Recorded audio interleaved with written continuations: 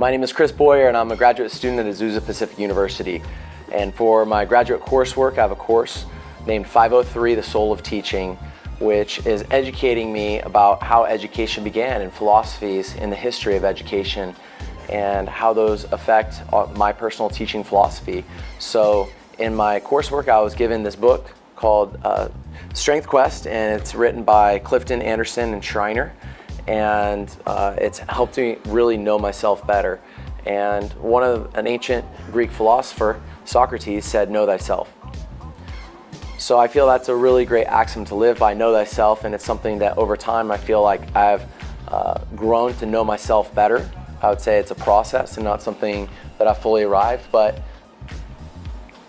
first as being a player and then moving on to being a coach in sports, I feel like I know myself better and my strengths and weaknesses better in athletics just by trying to teach other people. In addition, I became a Christian when I was 20, but then after that time, I later went into Christian ministry. And so being a Christian minister and having to help other people, I feel like, again, it's another opportunity where I learned how to start to follow, and then now I need to teach other people about it. My wife and kids, just becoming a husband, becoming a father, those have helped me more than anything, I would say, in learning to know myself better. And this book, Strength Quest, it was an amazing opportunity to look into a new way of understanding who I am, and I feel that I'm learning more about myself during this particular class just through this book and through the assessment that I was able to take that this book has provided. So through studying the book Strength Quest and looking at my own personal strengths and weaknesses, I feel like I have a more accurate understanding of my personal strengths. I feel that I'm able to match these strengths to my teaching because this book is encouraging me to really lean into my strengths and utilize those, because that's where I'm going to be happiest. That's where I'm going to find myself thriving. The book mentions a gentleman who worked in a particular career for, a few decades and then went out of it and changed careers, and then he found himself thriving in his new career. And it's almost like that has to be like regretful at that point to feel like, man, why didn't I get into this earlier? But if we can learn who we are and what our strengths are, maybe we can make choices to get into the career that's appropriate for us earlier in life before having to learn through trial and error, like just learning the hard way, so to speak. I know even for myself, there's been careers that I've pursued, and I'll be completely honest, I tried to become a police officer, and that was one of the hardest things. I went from failure to failure with opportunities of just getting rejections and working and feeling like I was really a black sheep in so many ways. So getting a more accurate understanding of our personal strengths, matching these strengths to our teaching styles and trying to lean into those as I am teaching, that is the purpose for me understanding my strengths that Strengths Quest is identifying. And then how those strengths combine in my Christian faith and how that's going to form my philosophies in teaching, my philosophical beliefs, my professional knowledge, skills, and disposition as a classroom teacher. I want to read to you some of the strengths that this Strengths Quest book actually came with a code in the front of it, which is right here. And so when you purchase the book new, it gives you a code and you go online and then you're able to use that code through an online profile. And then it gave me a PDF of my strengths. So it was really good. In the past, I've done another kind of strength profile or a number of other ones, but my favorite one in the past has been the Myers-Briggs Typing Index. And that's one that I've really identified with, and I've had a lot of players who play for me because I want to understand them better. I have them take that because that's what my coach did for me when I played water polo for UC Irvine. And that's something that really impressed me, that he wanted to get to know who we are and be able to see how we fit in a role on a team. And so I've really implemented that along the way in my Christian ministry and in my teaching philosophy. That's something that's really influenced me. So I've done that, and so now taking this, that's right in line with everything. And what I found from my results of the Strengths Quest survey was that it lined up right with the same results that I got from the Myers-Briggs Typing Index. And I really, really like this Strengths Quest philosophy, where it's really all about emphasizing the good finding your strengths and leaning into those. And that's one of those, like in Myers-Briggs, you kind of see the good and the bad. What I found from this one so far is it more so just highlights what the good is. So what you're gonna hear now is actually just good traits that come from my 5 top strengths. My 5 strengths are command, woo, significance, communication, and activator. Okay, so let me tell you a little bit about how I would reflect on each one of those strengths, what they mean to me, and how I personally see those applying to my life. And so as I look at those, I'm like, I need to be a coach. I need to be a teacher, because what this is telling me are things that those align completely with my character. And I'm about to tell you why. Number 1 is command. I feel like in order to be a teacher, I feel like that's a necessary trait. Like, you have to be able to have a command presence. You have to be able to take control when the opportunity is necessary. So command is one of my top strengths, and it came up as number 1. It says, command leads you to take charge. Unlike some people, you feel no comfort with imposing your views on others. On the contrary, once your opinion is formed, you feel the need to share it with others. I can't tell you how much that describes me, because I just really enjoy to share information. When I come to a conviction about something, it's something that I'm like, this is awesome. Everyone needs to know this information. I feel like, and it's not like I feel like everyone needs to, I'm not so dogmatic but when I was younger, I saw things, I was very black and white. As I've gotten older, I've become more able to say, you know what? For some people this may work, for some people maybe it won't, but this is what's really worked for me, and have a strong conviction about doing this on a regular basis. When I come to the conviction about something, I'm gonna do it over and over and over again. And so my command leads me to take charge, as this says. I feel no discomfort with imposing my views on other people. I'm gonna communicate clearly my point of view, because I feel like I have a rationale and I have ground to stand on. And so when I don't, I try to be open, and I'm not really sure. I don't really have a strong opinion on that. So it doesn't mean that I have opinion about everything, but when I have an opinion, I'm very vocal, very strong about my opinions. It says, once your goal is set, you feel restless until you have aligned others with you. That's completely true. And I even see it in my dad, and I see it in one of my daughters. It's like, when I see my dad doing it, I'm like, he keeps talking about the same goal he has in mind, the same dream he has in his mind. He keeps talking about it because he wants me to get on board with that dream. And I feel that I do the same thing. And I see one of my daughters, she does the same thing. So in a major way, I feel like it's by nature that, that is in my character and my disposition. You are not frightened by confrontation. Rather, you know that confrontation is the first step forward in resolution. Where others avoid facing up to life's unpleasantness, you feel compelled to present the facts or the truth, no matter how unpleasant it may be. It goes on to say, you need things to be clear between people and challenge them to be clear-eyed and honest. You push them to take risks. You may even intimidate them. And while some may resent this, labeling you as opinionated, they often will willingly handle you the reins.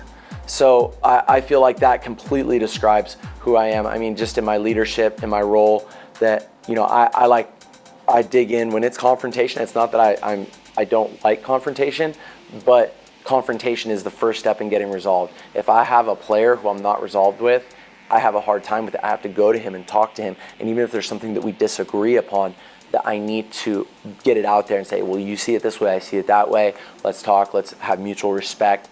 And if forgiveness is needed either way, that we would offer it, that I would take responsibility, that we would go back and forth and talk. But I need that talking, I need that confrontation. Okay, woo.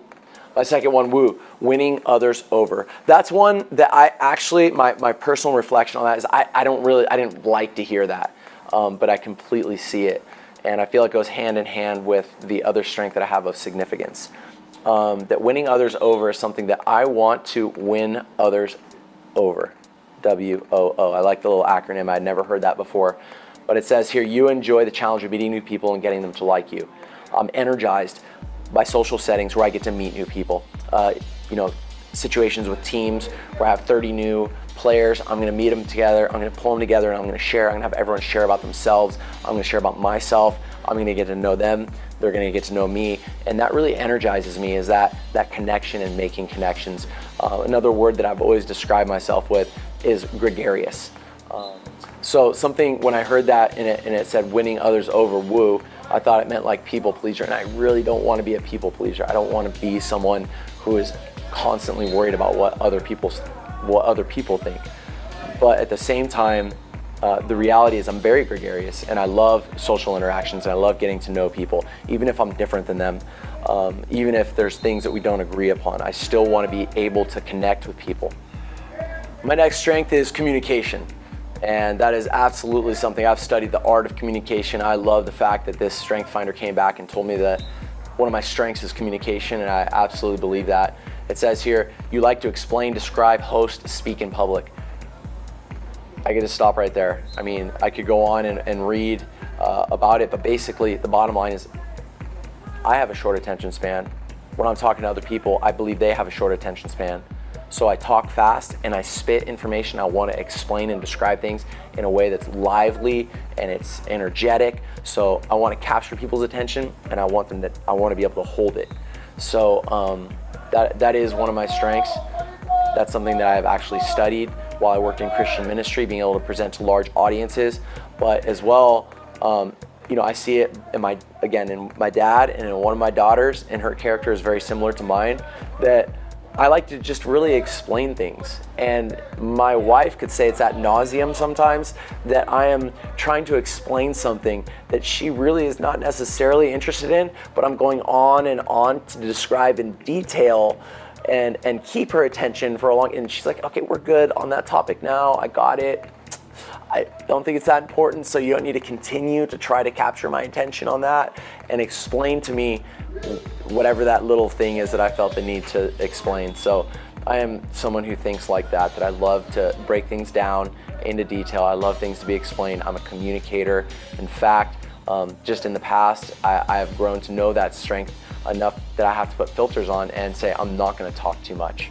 I'm not gonna spend too much time talking. Instead, I'm gonna let my players practice, or I'm gonna, in a situation, learn to be a better listener. And so that's something it's a really big part of my character is being able to explain things and talk and break things down, capture attention. All right, my next strength is significance. And this is another one just closely related in my mind when I read it at first to woo, winning others over, is significance. Significance says you want to be very significant in the eyes of other people. And when I read that, I was like, I don't really like that. I'm not really fired up to hear that. But it absolutely is true, because it goes on to say that basically I want to align myself with people who are credible and successful. And I myself, I pursue excellence.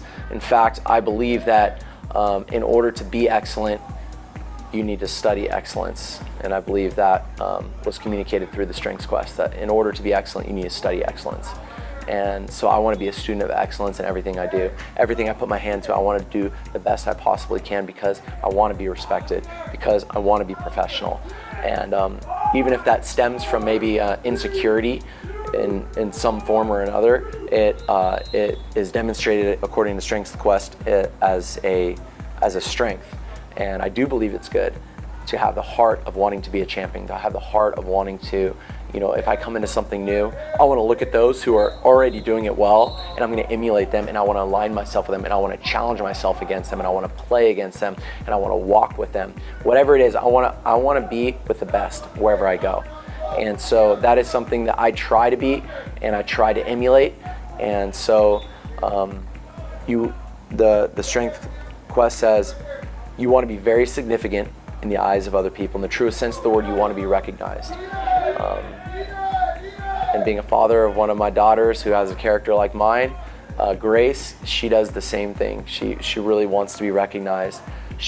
Every little effort, whether it's doing the dishes or if it's how she played in a game, that she wants people to see her. She's like, she wants me to see her, and she wants other people to see her. She wants her friends to see her sister to see her. And I feel that is very similar to me. So within the strengths, it really falls into that a social part of my nature, that I like to be in a community, and I like to be side by side with people. I can work out alone, but I work out better when I'm with partners. I can train alone, but I'm gonna train better when I'm with a team. So My final strength that I'm going to present to you is the strength of being an activator. I am absolutely an activator. I am a heads first type of person. I am going to jump in heads first. I am going to maybe not even look before I leap. I'm going to give it an eyeball. They were good. I got that. Let's do this. And yeah, let's do this. Let's get in. Let's go. Once I get an idea in my mind, I'm 100% in on it. I have now been convinced that something is good or something is worthy of trying. Then I'm in 110%, and I'm an activator, and I cannot wait to start. So anything that I'm going to start up, anything that I'm going to get into, I'm like, hey, if we're going to take that leap, let's take the leap sooner than later, not have to think about it too much. So I thought that was a really interesting insight into my character, because my Myers-Briggs typing index that I've always relied upon didn't really indicate that I remember. And so I thought that was really interesting, that I'm someone who, I want some of the details and they're meaningful, but I want to get in and go, and I want to try. So as far as these strengths being able to intersect with some of the educational philosophies that I've learned about in the Class 503 Soul of Teaching, is we do need to know ourselves, and Socrates and Greek philosophy was one of the foundations in our educational system. One of the concepts that we learned about in the Class 503 Soul of Teaching was the Confucian philosophy, the framework emphasis, the need for learners to articulate their thoughts and ideas, being adaptable to different environments. And so basically it's the idea of being creative and being in community, being able to collaborate. So collaboration and creativity. And I feel like in lining up with my strengths, I feel like my strengths are lined up to be with people. It's like taking command, trying to win people over, trying to be significant in the eyes of other people, being a communicator, being an activator and wanting to get things going. I feel like all of that leads back to leadership responsibilities, leadership roles. And so as it pertains, so the Confucian philosophy of that education is going to come out of creativity and collaboration.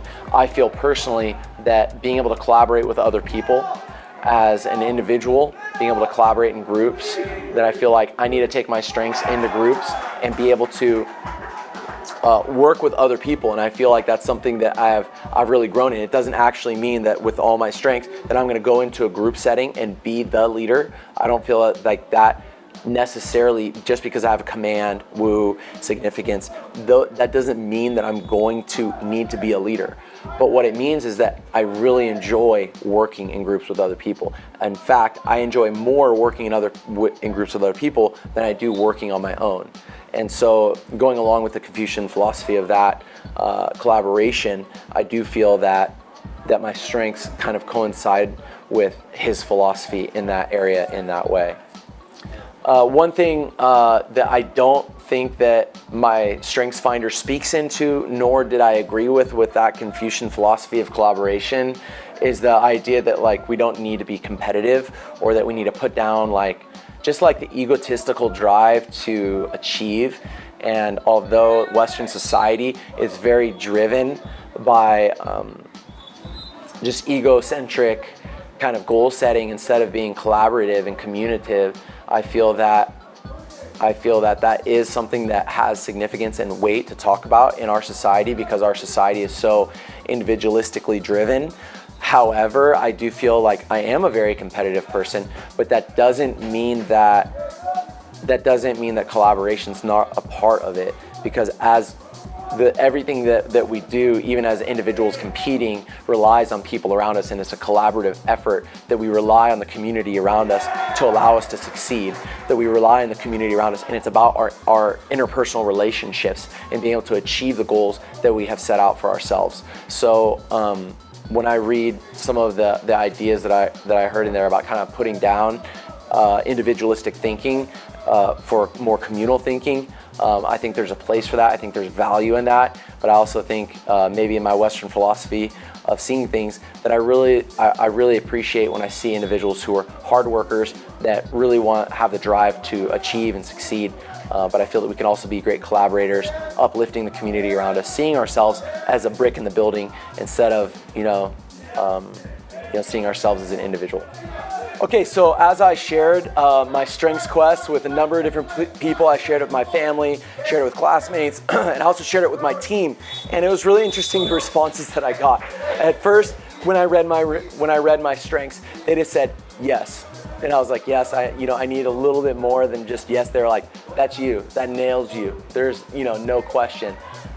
Okay, so as I presented this to some of my friends and family, one of the responses I got from one of my players was that when my player had hurt another coach's feelings because of something he did some showboating, he did some gloating, and he took a shot he shouldn't have taken at the end of a game, and I would never train him to do that, but and he's a good kid, but after the game, the coach didn't want to shake my hand as a result of my player's actions, and he told the ref to tell me, and the ref came over and told me that.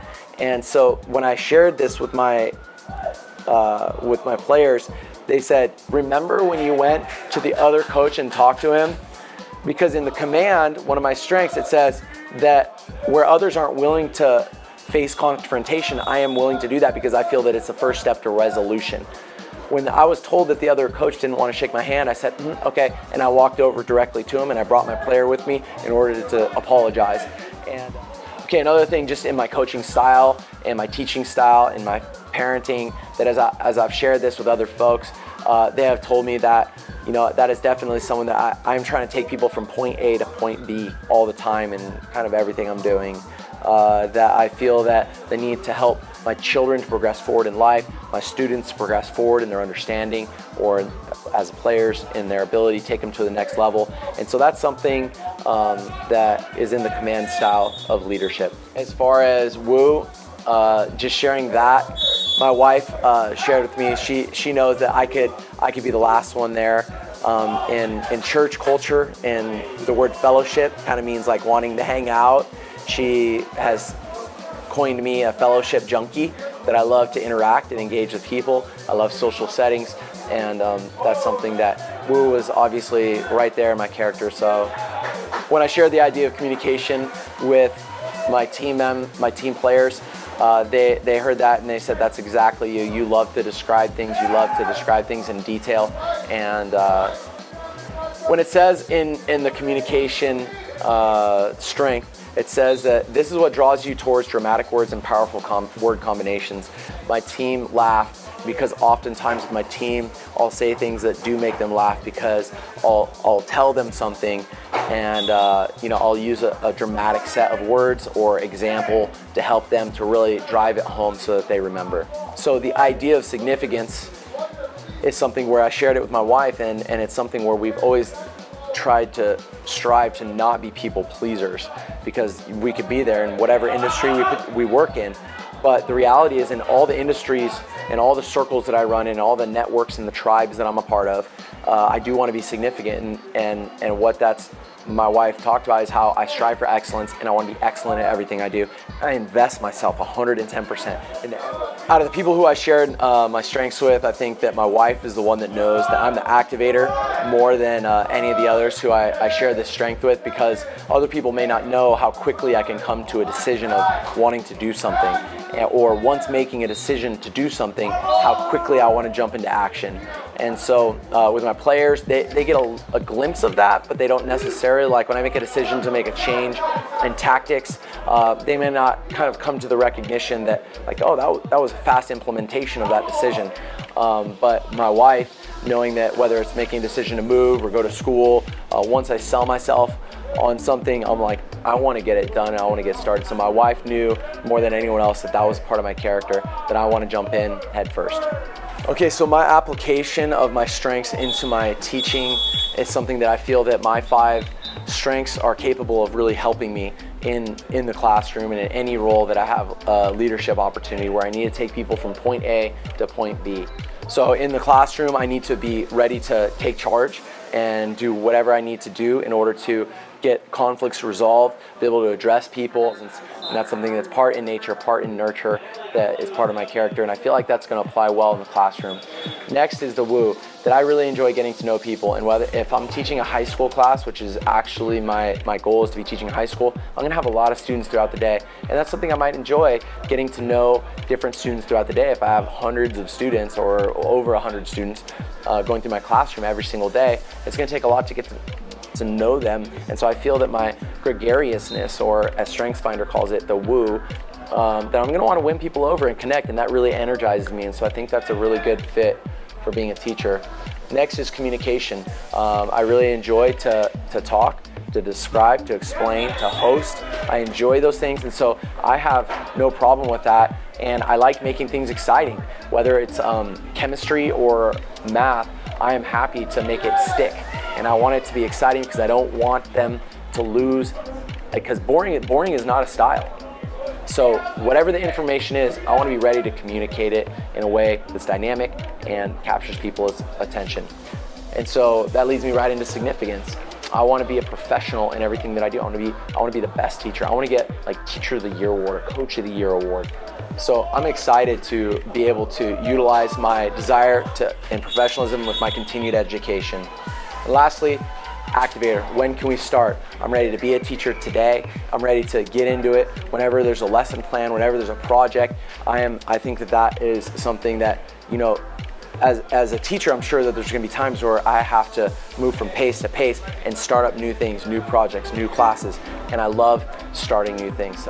So I hope that I'm able to shed some light into my process and my journey, my Strength Quest results, and that I hope that in some way this sheds light in your journey, and thanks so much for taking time to listen to me today.